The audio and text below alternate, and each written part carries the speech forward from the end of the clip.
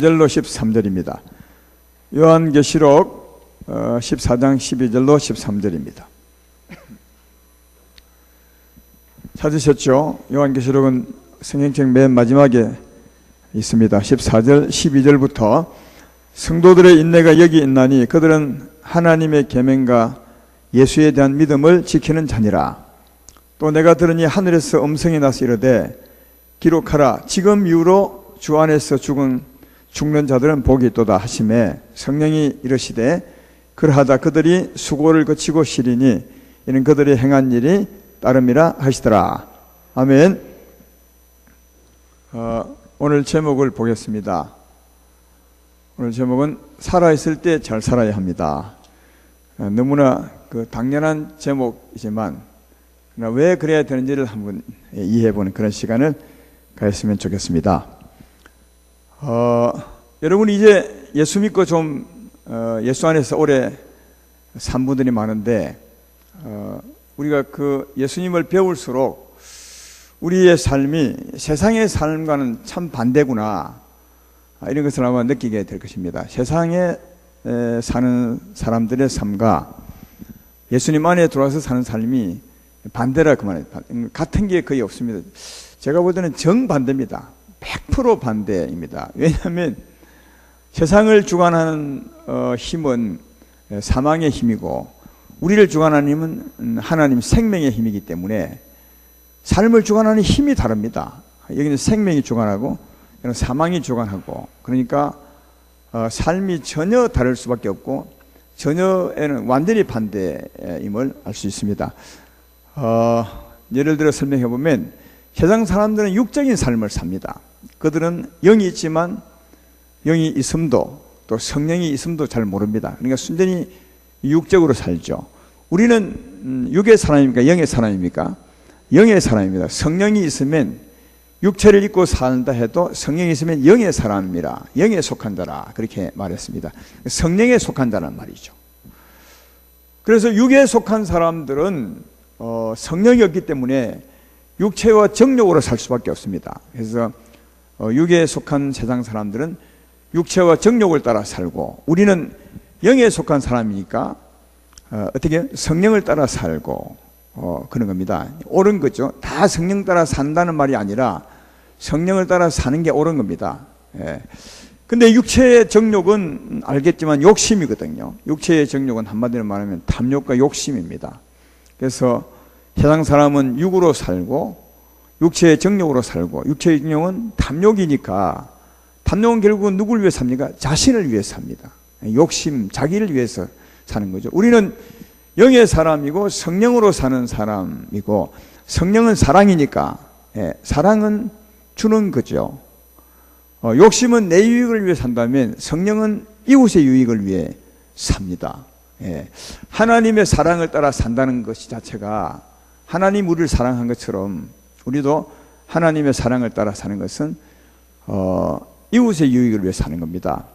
고린도전서 13장 4절로의 사랑을 잘 설명하되 사랑은 오래 참고 사랑은 온유하고 사랑은 쭉쭉쭉 가다가 사랑은 자기의 유익을 구치 않고 그 사랑은 하나님의 사랑을 설명한 겁니다. 그러니까 우리를 주관하는 하나님의 사랑은 이웃의 유익을 구하고 썩내지 않고 그런 사랑이고 또 이웃의 유익을 구하여 사는 삶이 내게 복이 되고 그죠? 그러니까 하나님의 사랑을 따라 사는 것이 우리에게 복이 되는 겁니다. 영혼이 잘 되고 하나님이 기뻐하시고 하나님이 도우시고 그 삶의 영광을 먹고 살고 그렇게 산 삶의 결과는 복이 있습니다. 제 말 이해되면 아멘 합시다. 그러니까 우리는 이웃을 잘되게 하는 삶이 내 삶의 복이 되는 사람입니다. 그래서 주님이 하시는 말씀이 받는 자보다 주는 자가 복이 있다 하신 말씀이 그런 겁니다. 그러니까 우리가 주면 우리가 주는 것을 받는 그 사람도 복이 있죠. 그런데 정말로 복인 사람은 주는 그 사람이 복이 있다는 거예요. 왜? 하나님의 사랑을 따라 사니까 하나님이 그 삶을 보장하니까. 그리고 이 땅만 끝나는 것이 아니라 그렇게 살 때 이 땅에서도 잘되게 하시고 또 천국까지 이어지는 삶이라 주는 자가 받는 자보다 복이 있다. 그래서 우리는 주는 것을 복으로 삼고 사는 삶입니다. 전혀 틀리죠.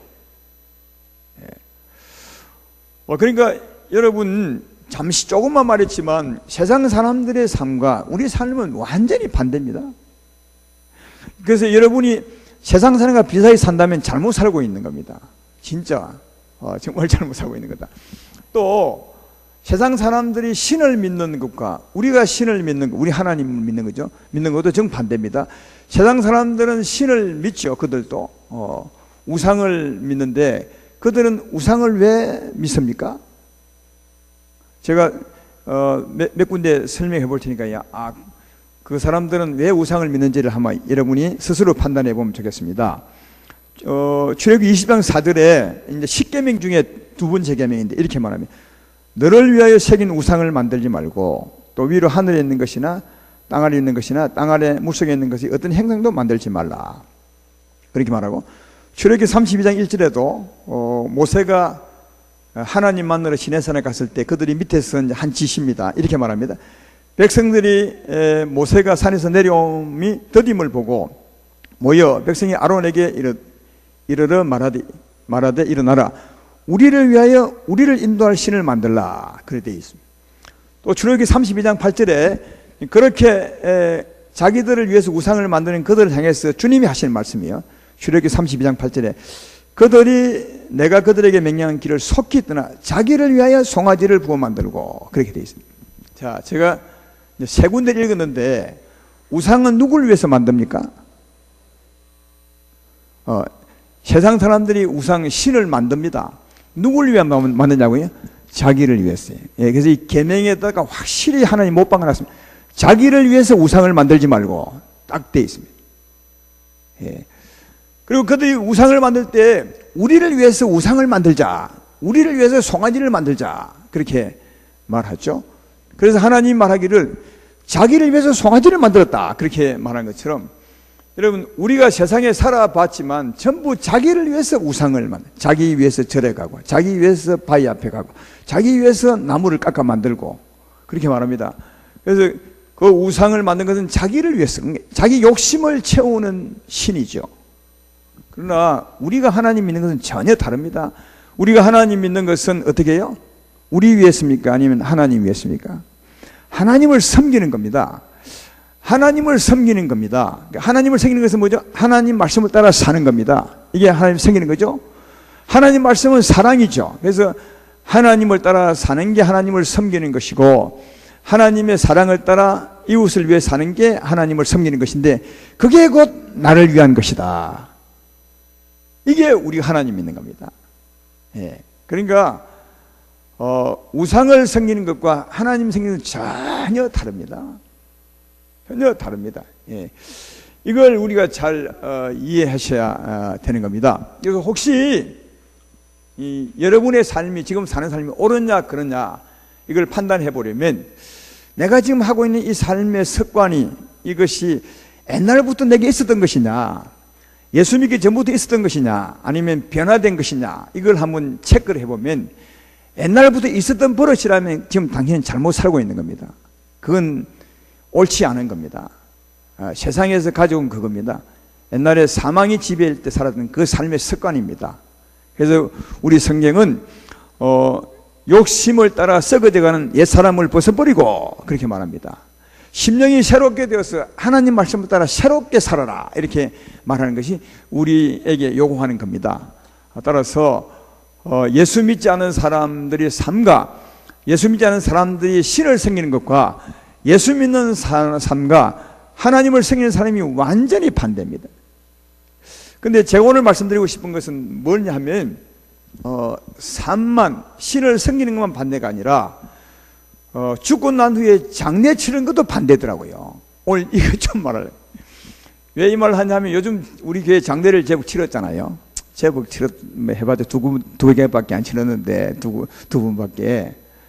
장례 치르는데 요번에 깨달은 게 있어. 야, 장례도 완전히 세상하고 우리는 반대구나. 이런 걸 제가 깨달았습니다.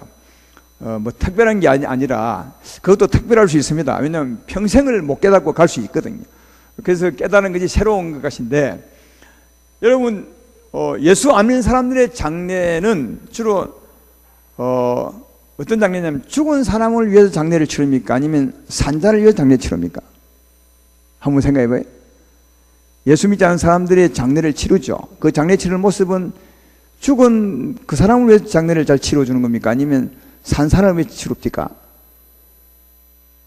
왜 웅성웅성해요?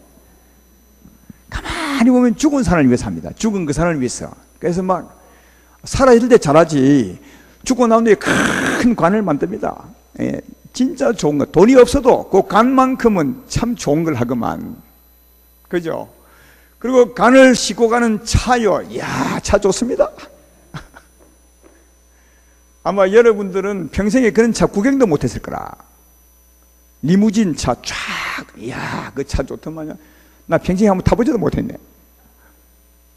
그렇게 가난하게 살고 택시 한번 타지 못한 사람도 죽으면 리무진 타고 간다. 리무진 타고 진짜 좋은 차 타고 다 갑니다. 여러분 그것뿐입니까? 무덤도요 크겠습니다. 돈 많을수록 크겠습니다. 그걸 그 사람 위한 겁니다. 죽은 그 사람을 위한 겁니다. 예, 죽은 자를 위해서 장례시죠. 최근에 장례 2번 치르고 경주를 갔다 왔어요. 경주 가니까 무덤이 크대요. 여기 이제 뭐 공동문이나 이런 데는 이제 평민들이니까 조금 한데 아마 그분들도 돈만 있으면, 그죠? 돈만 있고 땅만 있으면 아마 크게 쓰기를 원할 거라. 빚도 잘 세우고. 근데 그 옛날에 그 경주 가면 왕들이 죽었잖아요. 그 사람들의 무덤 값은 어마어마하게 큽니다. 그리고 전에 중국 가봤는데 중국에는요, 그 죽은 사람을 얼마나 예우하느냐 하면, 그 죽은 그 왕이 죽으면 그 왕이 섬기던 그 종들 있죠, 같이 묻었습니다. 그래서 그게 이제 무덤을 크게 해서 못 나오게 하고 그 안에서 이제 살다가 죽는 겁니다. 예. 실제로 그런 무덤 가봤습니다. 중국에 가면 지금도 그 관광 코스로 있습니다. 그러니까 그들은 죽은 사람을 잘 대우합니다. 그리고 명당이라 하죠, 명당. 죽은 사람이 좋은 곳에, 요즘 우리 같으면 아파트 로얄층에 사는 겁니다. 딱 깨져가지고. 그렇게 명당을 잡아주는 이유가 뭐죠?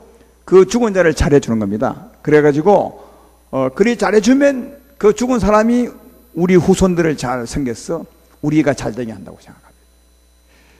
여러분, 죽은 사람을 장례 치르는 것도 안 믿는 사람들은 그 죽은 사람을 극진히 예우합니다. 그러면 죽은 사람이 잘 될 줄 아는 겁니다.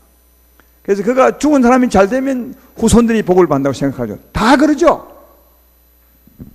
근데요, 그렇게 하는데 예수 믿는 사람들은 보면요, 아무리 유명해도 하나님이 유명할수록, 믿음이 좋을수록 아예 뭐 무덤도 없어. 모세 무덤 있습니까? 모세는요 어디에 죽은지도 모릅니다. 모세 무덤 지금 없어요. 찾을 수 없어. 하나님이 그렇게 하셨어. 엘리야, 그 유명한 엘리야 선지자 아닙니까? 엘리야 선지자는 하나님이 몸을 들고 가다가 그 몸이 어디 갔는지 몰라. 사막에 파묻힌 것 같아. 그죠? 그러니까 예수님 잘 믿은 사람들은 시체도 못 찾았어요. 무덤이 뭡니까? 리무진이 뭡니까? 아무나 못 찾았어요. 그러니까 예수님 믿는 사람들은 하나님 보면요, 죽은 사람에 대해서는 별로 신경 안 써. 미안하지만. 예. 그래서 우리는 장례를 치르지만 죽은 사람을 왜 치르는 게 아닙니다. 장례 예배 죽은 사람을 왜 치르십니까? 우리는 죽은 사람이 아니라 그 가족들을 위해서 예배하는 겁니다. 왜 그런지 아십니까? 이미 죽은 사람은 갚을 이유 없어. 그렇잖아요. 딱 죽는다는 말이 뭐냐면 영혼이 떠난다는 거거든요. 영혼이 떠나면 어디를 갑니까? 하나님께 가. 낙원으로 가. 그렇죠. 낙원으로 간 게 죽은 거예요. 그러니까 여러분, 죽은 사람, 낙원으로 간 사람을 위해서 장례 아무리 잘 치러줘도 그게 무슨 의미가 있어요? 의미가 없죠. 우리는 여기 살아있는 가족들을 위해서 장례 예배를 치는 것을 알 수 있다. 여러분, 죽은 자를, 예수 믿지 않는 사람들은 죽은 자를 극진히 잘해주면 그가 잘 될 것이고, 그가 잘 되면 후손이 복을 받는다고 하는데, 그런 엉터리가 없어요. 어디 있어요? 근데 우리는 그렇지 않아요. 죽은 사람을 위해서 장례를 우리는 치르지 않아요. 죽은 가족을 위해서 장례를 치르지. 왜냐? 생각해 보십시오. 자, 비유로 하자면 여기 과일나무가 하나 있어요. 과일나무가. 이 나무가 잘 자랐어요. 그리고 열매도 맺었어요. 가을에 좋은 열매. 그 열매를 딱 따는 게 우리 같으면 죽은 것이나 마찬가지야. 우리 같으면 영혼이 몸을 떠나는 것이나 마찬가지야. 가을에 열매를 딱 따는 것이요. 딱 따면 그 다음 이 과일은 운명이 바뀝니까 안 바뀝니까? 따는 순간 그대로 딱 이게 보관돼. 잘 익은 열매는 잘 익은 이간대로 열매대로 주인이 창고에 보관할 것이고, 쭉정이는 못 익은 열매는 못 익은 열매대로 불에 태워지는 거죠. 그렇죠? 그러면 그게 이미 결정돼, 딱 죽으면 이미 끝나. 운명이 정해져 버려. 근데 그 쭉정이를 갖다 대고 장례 잘 치우고 제사 잘 지내면 이 쭉정이가 좋은 열매 됩니까? 제 말 이해되십니까 지금? 쭉정이를 떼가지고 리무진 태우고 막 큰 차를 태우고 제사 장례를 잘 치르면 이 쭉정이가 알곡돼요? 안 돼. 아무리 해도 죽은 자를 위해서 아무리 좋은 제사를 지내도 소용이 없어요. 또 좋은 알곡, 좋은 열매를 따다가 내놓고 제사를 잘 드리고 장례를 잘 치르면 이 알곡이 이 쭉정이 됩니까? 안 됩니다. 아무 관계 없어요. 이미 딱 죽는 순간 운명이 끝난 거예요. 천국 가고 지옥 가는 겁니다. 이해되죠? 제사를 아무리 지내고 아무리 장례를 잘 치다 아무 운명이 안 바뀌어. 그러니까 예수 믿는 우리들은 하나님이 어떻게 하느냐, 죽은 사람을 위해서 장례 치는 것이 아니라 죽은 가족을 위해서 치는 겁니다. 왜요?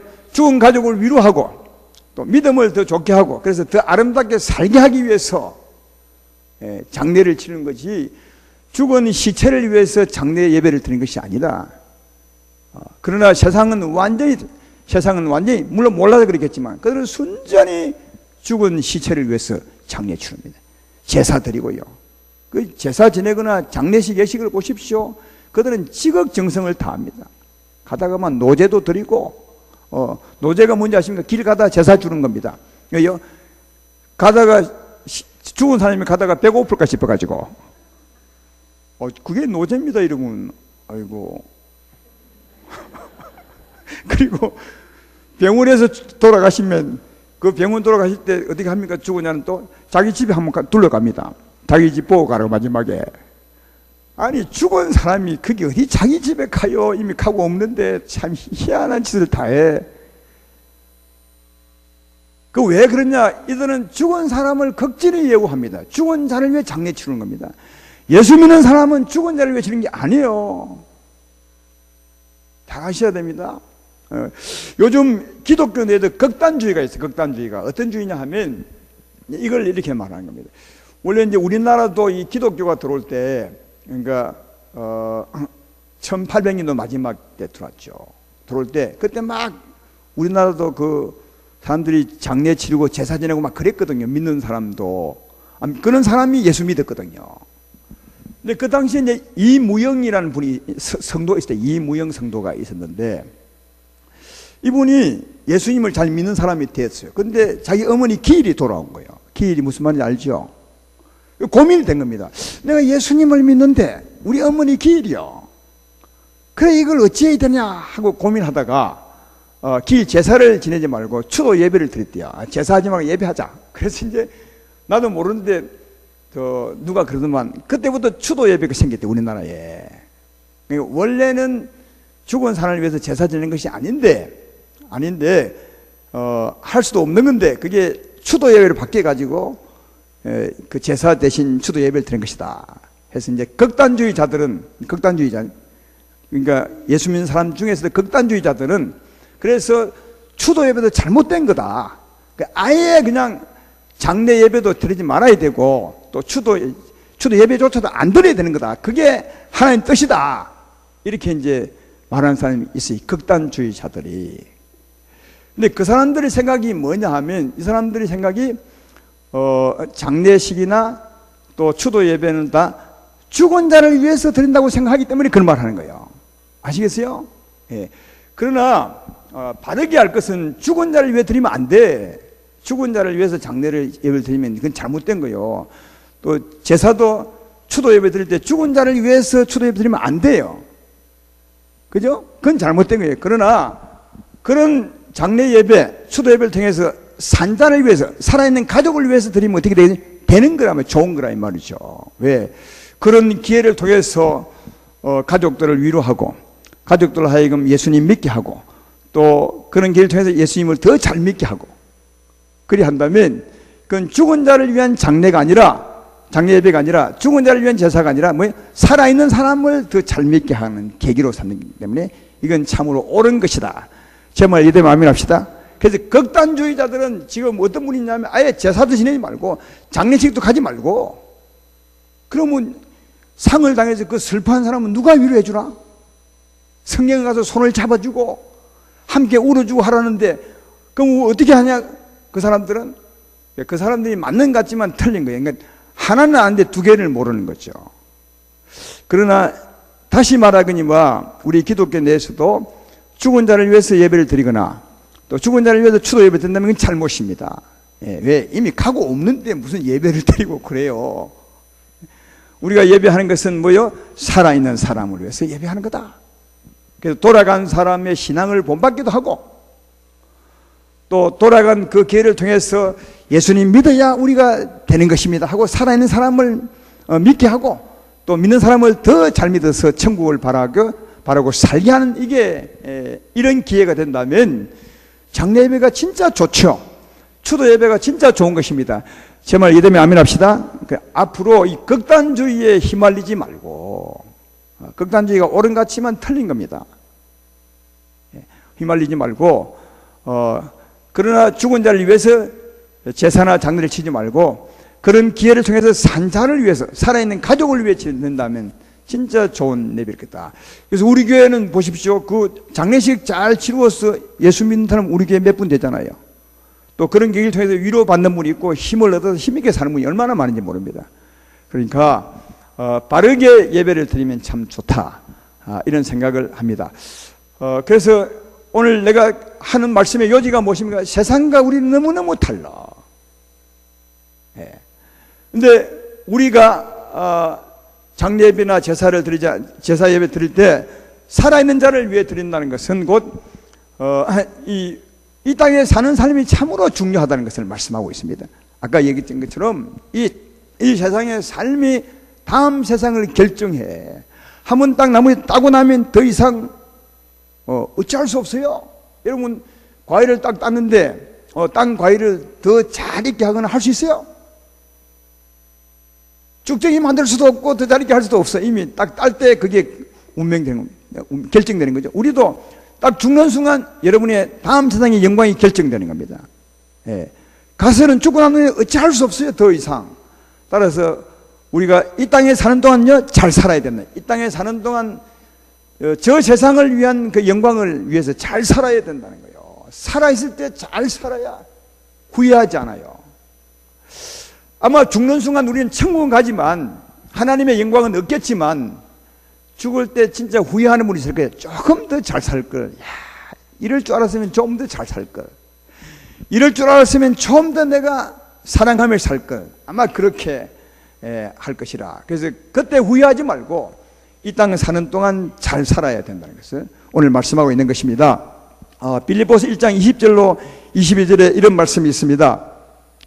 나의 간절한 기대와 소망을 따라 아무 일에든지 부끄러워하지 아니하고 지금도 전과 같이 온전히 담대하여 살든지 죽든지 내 몸에서 그리스도가 존귀하게 되게 하려 함이니 이는 내게 사는 것이 그리스도니 죽는 것도 유익함이라. 그 다음에 봐요. 그러나 만약 육신으로 사는 이것이 내 일의 열매일진데 무엇을 택해야 하는지 나는 알지 못하노라. 사도 바울이 죽어도 아니 살아도 좋고 죽으면 더 좋은데 이 말이요. 이 말씀 보면 살아도 참 좋고 죽으면 더 좋은데 왜 죽기를 바라하니까. 그래서 내가 죽느냐 사느냐 이 두 사이에서 내가 고민한다는 말이죠. 그러나 사도 바울이 이렇게 말합니다. 이 땅에 사는 일이 내 삶의 열매라는 거예요. 이 땅에 사는 삶의 결과가 다음에 천국에서의 내 영광이 된다. 그래서 이 땅에 사는 것보다 가는 게 좋지만 이 땅에 더 살고 싶다. 그렇게 말해요. 그러니까 이 땅에 사는 이유가 더 살고 싶어서가 아니고 이 땅이 더 좋아서가 아니요. 저 세상이 훨씬 좋아. 아마 여기 살다가 이런 게 좀 있었으면 좋겠어요. 이 땅에 살 동안에 천국 갔다 오는 뭡니까 이게 성지순례라든지 좀 그런 거 좀 갔다 오는 기회를 하나님이 왜 안 만들어 놨을까? 이 살 동안 좀 갔다 오는 기회, 살고 있을 때 갔다 오는 기회 있으면 그 갔다 오면 다 안 올라갈 거라. 나 세상에 안 갈랍니다. 여기 그냥 다 그럴 거라. 그 안 가봤으니까 다 여기서 안 가려고 몸부림치지. 한번 가보면 거기가 너무너무 좋은 곳이라. 그래도 사도 바울이 이 땅에 좀 더 살고 싶다는 거예요. 왜? 이 땅에 사는 삶의 결과를 가지고 거기 산다는 거예요. 거기에 즐거운 삶, 거기에 영광은 이 땅의 삶이 결정한다는 거예요. 이 땅의 삶이 내 일의 열매일 있다. 그렇게 말합니다. 이 땅에 잘 살아야 된다. 고린전서 15장 41절 44절에도 부활에 관해 말씀하죠. 부활은 저 세상의 영광을 말하는 겁니다. 저 세상의 즐거움이죠. 이렇게 말합니다. 죽은 자의 부활도 그와 같으니 썩을 것으로 심고 썩지 아니할 것으로 다시 살아나며 욕된 것으로 심고 영광스러운 것으로 다시 살아나며 약한 것으로 심고 강한 것으로 다시 살아나며 육의 몸으로 심고 신령한 몸으로 다시 살아나느니 육의 몸이 있은즉 신령한 몸도 있느니라. 그렇게 말하죠. 여기 이제 대조법을 쓰죠. 썩을 것으로 심고. 썩을 것이 뭐죠? 썩을 것을 심고 썩지 아니할 것이 다시 살아나며. 썩을 것이 뭐죠? 이 몸이 썩을 것입니다. 그러니까 썩을 몸으로 우리가 열심히 사는 거죠. 심는 게 사는 거거든요. 그러면 썩지 않을 몸을 입게 되고, 그러니까 썩을 몸으로 산 삶이 썩지 않을 몸을 입는 거예요. 그 다음 욕된 것으로 심고, 이게 욕된 겁니다. 이 몸이 욕된 겁니다. 이게 못됐습니다. 욕된 것으로 심고 영광스러운 것으로 다시 살고, 약한 것, 이게 몸이 진짜 약합니다. 누가 조금만 때리면 아프죠. 밥만 조금만 안 먹어도 배가 고프고, 물만 좀 안 마시면 목이 막 말라 죽어. 되게 약합니다. 이 몸이고 짐승보다 훨씬 몸 약합니다. 여러분, 짐승은 우리 사람보다 훨씬 몸이 강합니다. 발톱도 강하고요. 이 약한 것으로 심고 강한 몸이 되죠. 그때 부활의 몸을 입을 때는, 영광을 입을 때는요, 이 몸이 막 벽을 뚫고 지나가도 천천히 이상 가죠. 배가 절대로 안 고파. 누가 때려도 절대로 안 아프고, 배 고픈 일이 없고 배 부를 일도 없겠지만 하여튼 너무너무 즐거워 강한 몸을 입게 될 것이고, 이 육의 몸으로 심고 신령한 몸으로 다시 살아나게 된다. 이 말의 요지가 뭡니까? 이 세상의 삶이 다음 세상에 이 영광을 결정한다는 거예요. 이 세상 삶이 너무 중요하다. 그래서 이 세상을 더 살아야 된다는 거예요. 주 안에서 오래 산 자가 복이 있다는 말이 그 말이죠. 주 안에서 장수한 자가 복이 있느니라. 할렐루야. 주님 안에서 오래 사는 사람, 주 안에서 복 있게 사는 사람은 다음 세상의 영광이 클 것이란 말이죠. 그래서 주 안에서 장수한 자가 복이 있다. 세상 사람에 대해서는 차라리 말이요, 낙태된 자보다 못하다 그래요. 낙태된 자보다. 왜냐하면 낙태된 사람이야 그냥 죽었으니까 세상 고생 안 하고 죽어. 또 세상 고생 안 했으니까 지옥에 갔어도 죄가 좀 덜 있으니까 덜 고통스러워. 그러나 이 세상에 안 믿고 산 사람들은 그 산 삶이 전부 죄라.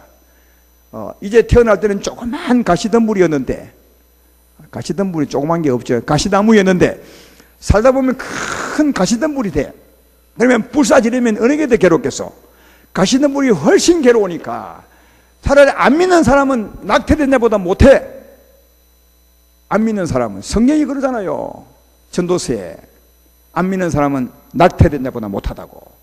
믿는 사람은 잘 살면 훨씬 좋은 거예요. 잘 살면. 그래서 예수 믿는 우리들은 이 세상에서 잘 삶으로 오래 사셔야 돼.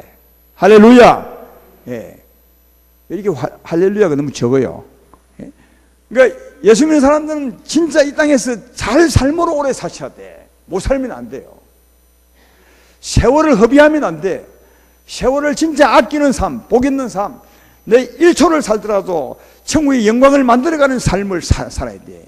진짜 소중한 기회죠, 이 세상이. 네 몸으로 심고 영광을 얻는다는 거예요. 네 영광은 이 땅에 몸으로 산 삶으로 되어진다고 그렇게 말씀하죠. 또 갈라디아서 6장 7절로 9절에도 스스로 속이지 말라. 하나님은 업신여김을 받지 않으시니, 그 다음에 사람이 무엇으로 심든지 그대로 거두리라. 자기 육체를 위하여 심는 자는 육체로부터 썩어질 것을 거두고, 성령을 위하여 심는 자는 성령으로부터 영생을 거두리라. 우리가 선을 향하되 낙심하지 말지. 포기하지 않으면 때가 이르면 거두리라. 할렐루야. 반드시 거두어. 심은 대로 거두어. 여러분, 이 세상에도 다 심은 대로 나타나요. 콩 심은 데 콩나고 팥 심은 데 판다죠. 마찬가지로 이 땅에서 우리 몸으로 심은 대로 거두게 될 것이다. 성령으로 심은 사람은 영생을 거두게 될 거예요. 영광을 거두게 되죠. 반드시 거두게 된다고 말하고, 마태복음 3장 11절로 12절에도 나는 너희를 회개하기 위하여 물로 세례를 베풀거니와 내 뒤에 오신 이는 나보다 능력이 많으시 나는 그의 신을 들기도 감당치 못하겠노라. 그는 성령과 불로 너에게 세례를 베푸실 것이요 손에 키를 들고 자기의 타작마당을 정하게 하사 알곡은 모아 곳간에 들이고 죽정이는 끄지 않는 불에 태우시리라. 무슨 말이에요? 이 땅에 살 동안 예수 믿어서 성령을 받은 사람은 성령의 열매를 거두게 될 것이고, 안 믿는 사람은 죽정이죠. 생명이 없으니까.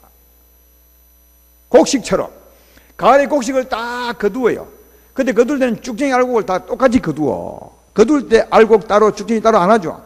탈곡하면 쭉정이도 같이 알곡 같이 하죠. 그때 그러나 그놈을 푹 퍼서 선풍기입니까? 이 돌리는 거. 카페에 부으면 알곡은 떨어지고 쭉정이 날아가죠. 그래서 쫙 구별해서 알곡 곳간에 쭉정이는 불에 태우죠.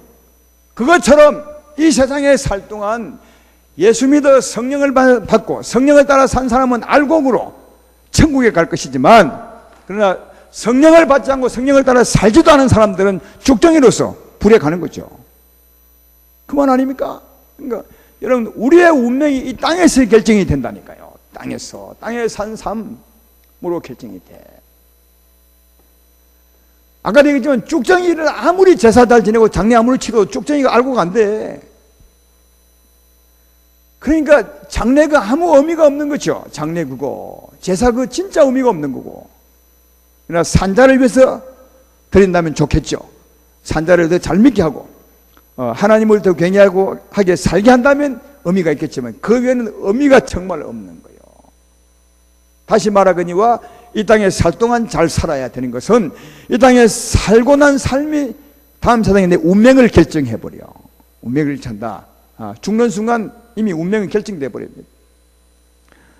오늘 본문 앞부분에 그런 것을 말하고 있습니다. 오늘 본문 앞부분에 14장 1절을 보십시오. 보면 내가 보니 보라 어린 양이 시온산에 섰고 그와 함께 14만 4천이 서 있는데 그들의 이마에는 어린 양의 이름과 그 아버지의 이름을 쓴 것이더라. 예수 믿는 사람이죠. 이 14만 4천이 어떤 사람이냐? 3절에 보면 알 수 있어요.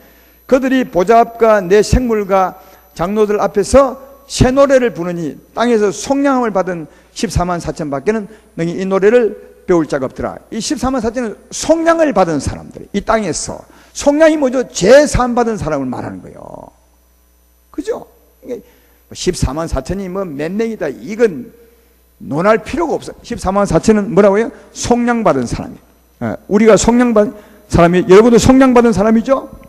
근데 더 이제 구체적으로 속량 받은 사람의 삶을 설명합니다. 4절에 이 사람들은 여자와 더불어 더럽히지 아니하고 순결한 자라. 어린 양이 어디로 인도하든지 따라가는 자며 사람 가운데서 속량을 받아. 그래도 또 속량을 받아.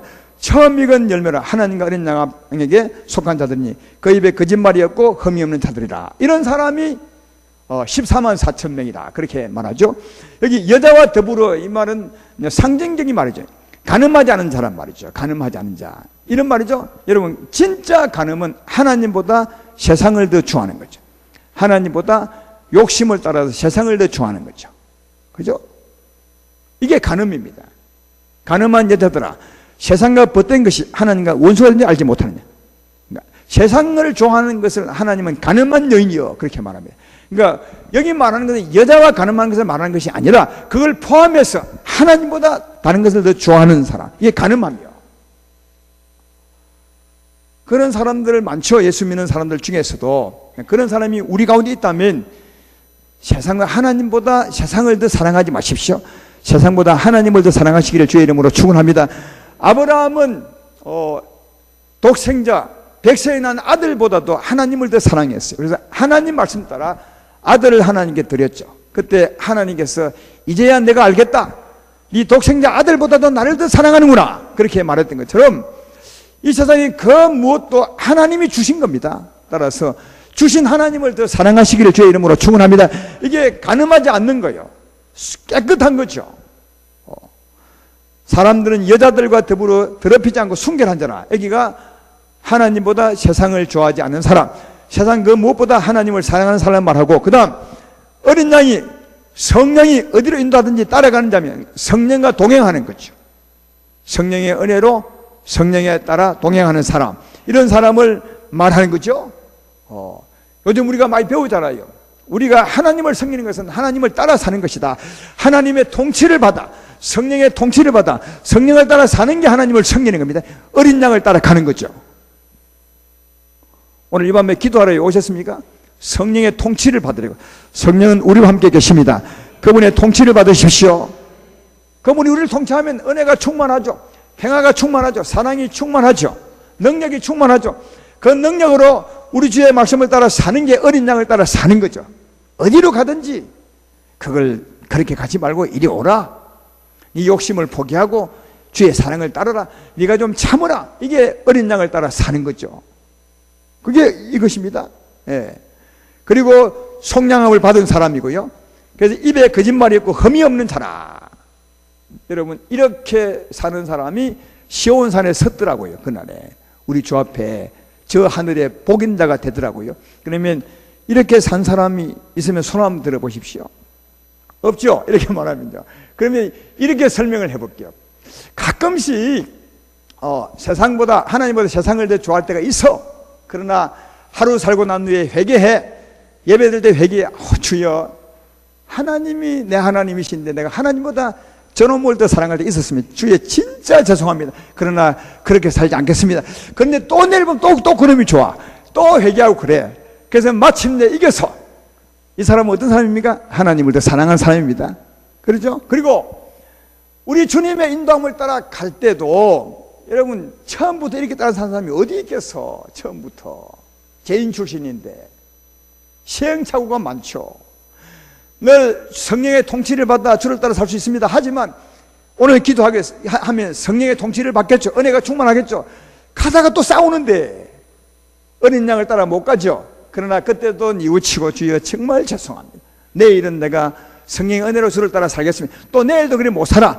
또 회개하고 또 살아. 그러다 보면 차츰차츰 안개는 거치고 주님을 따라 살아가게 되더라고요. 이 사람이 어린 양을 따라 사는 거예요. 예. 그러니까 우리는 연약하기 때문에 정의와 공의를 실천하는 사람, 이 세상에 사는 동안, 그래서 마침내 이 세상보다 하나님을 더 사랑하고 그 무엇보다 주를 따라 사는 사람, 이런 사람이 이 사람이요. 이해가 되십니까? 예. 이런 사람이 복이 있다는 거예요. 그러니까 우리 모두 다 이런 사람이면 사실은요. 이 대단한 자격 가지면 다 이런 사람입니다. 예. 지금 이렇게 못 살더라도 지금 앞으로 살 수 있을 것입니다. 다 여기에 속한 사람. 하나님은 그렇게 살게 할 줄로 믿습니다. 그리고 오늘 본문 앞부분에 12절이 바로 그런 사람이죠. 12절에 성도의 인내가 여기 있나니 그들은 하나님의 계명과 예수에 대한 믿음을 지킨 자니라. 그 사람이요. 아까 앞에 설명한 그 사람들입니다. 이 세상은 환란이 많기 때문에 넘어지고 자빠지고 일어나죠. 결국은 하나님을 따라갑니다. 이 험난한 세상 속에서요. 그리고 예수의 계명을 따라가며 믿음을 지킨 자죠. 아까 그 사람이 그 사람입니다. 아까 그 사람을 이렇게 설명한 겁니다. 이해되십니까? 이렇게 살다가 죽으면 복이 있다는 거예요. 그래서 그 다음에 13절에 그렇게 말합니다. 또 내가 들으니 하늘에서 음성이 나서 이르되 기록하라. 지금 이후로 주 안에 죽은 자들이 복이 있도다. 지금 이후로 뭐죠? 그렇게 살다가 죽은 사람을 말하는 거예요.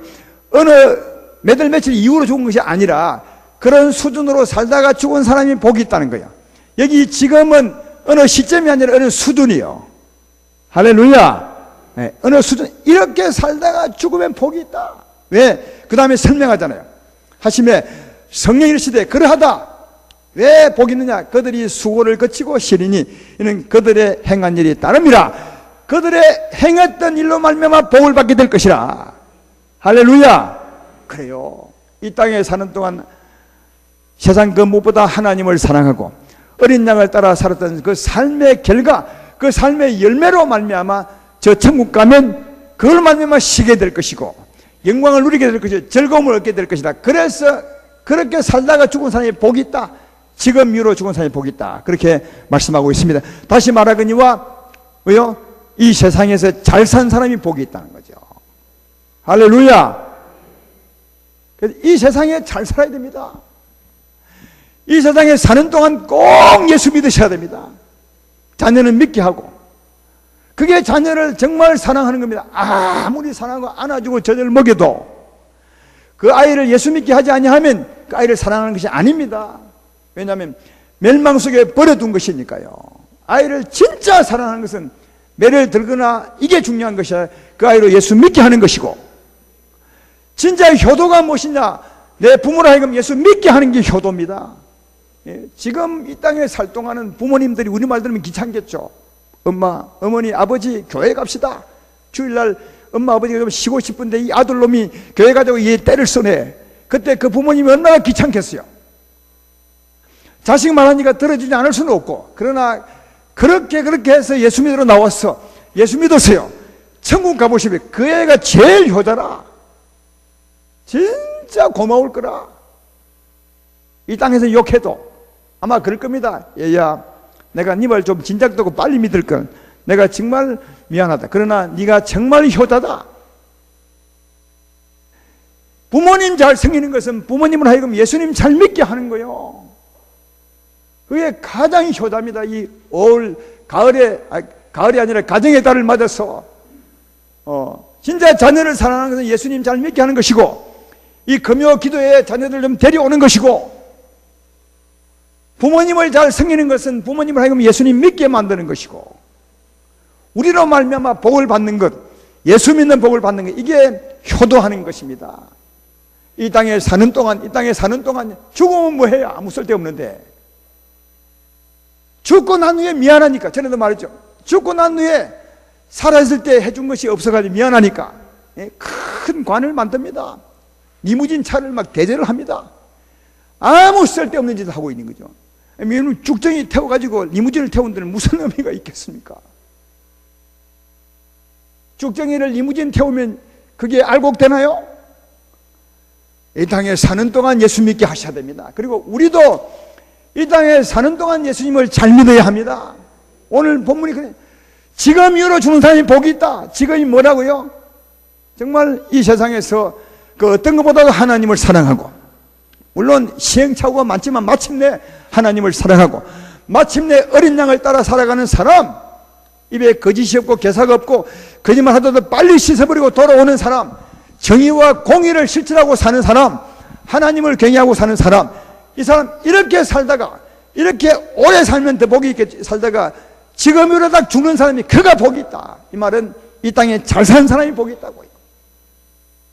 따라서 이제 이후로 우리가 어떻게 살아야 될 것인가 하는 사람이 결정할 때는 죽고 난 후를 생각하지 말고 살아있는 동안 하나님을 잘 섬기자. 살아있는 동안 하나님을 잘 섬기자. 이렇게 생각하고 하셔야 됩니다. 하나님을 잘 섬기려면 하나님의 은혜를 입으셔야 되고, 그리고 하나님의 말씀을 따라 알아야 은혜롭게 살아가 섬길 수 있죠. 그래서 제가 아무리 생각해도 하나님을 섬기는 것은 예배 회복하는 겁니다. 예배 회복보다 하나님을 섬기는 길이 없습니다. 한 주라도 예배 회복을 하지 말아 보십시오. 그냥 힘이 빠지고, 그죠? 좌절이 오고 낙심이 오고 근심이 오고 하나님이 미워지고, 교회 오란 놈이 그렇게 미워질 수가 없어요. 그러나 은혜 가운데 있으면 은혜가 더 그립고, 은혜를 부르게 되고 하나님을 더 사랑하게 되고 그렇습니다. 그러니까 예배 회복이 삶의 회복이고 부흥의 회복이요. 기도 회복이 우리 영혼의 회복입니다. 아무리 잘 살라고 외쳐도, 그러니까 예배 회복이 안 되면 잘 살 수 없습니다. 마음은 원이지만 안 된다고요. 그러므로 사랑하는 아름다운 교회 성도 여러분들이, 여러분 자신이 이 땅에 사는 동안 잘 사셔야 합니다. 그리고 자녀를 잘 살게 하시고 부모님을 잘 살게 하셔야 합니다. 그게 내게 주어진 책무입니다. 의무입니다. 따라서 이 땅에 사는 동안 진짜 잘 살았어. 지금 이후로 네가 죽는 것은 복이 있도다. 왜냐하면 네가 산 삶으로 네가 쉬게 될 것이라. 이런 위로를 받고 또 하나님의 축복을 받는 우리 모두가 되기를 주의 이름으로 축원합니다.